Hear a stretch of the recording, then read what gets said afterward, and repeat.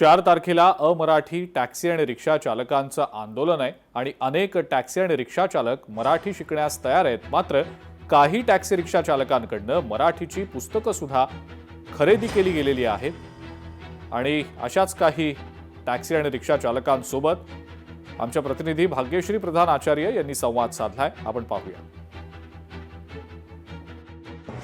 एकीकडे मराठी रिक्षा चालक आणि टॅक्सी चालकांना बोलता आलं पाहिजे यासाठी प्रताप सरनाईक परिवहन मंत्री यांनी एक निर्णय घेतला आणि तो अंमलात देखील आणलेला पाहायला मिळाला। त्या संदर्भात जीआर निघाला।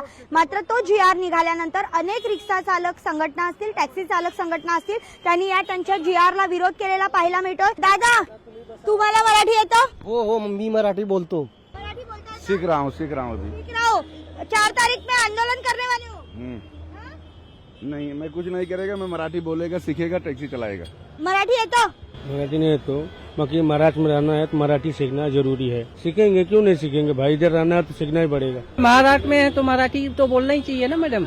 महाराष्ट्र मध्ये राहणार आहे ना तर मराठी भाषाचे ये बोलना चाहिए। मराठी तो थोड़ा थोड़ा आता है, लोग भी सीख रहे हैं मराठी। पण मग 4 तारखेला आंदोलन करणार त्याच्यात सहभागी? हम लोग नहीं है आंदोलन में।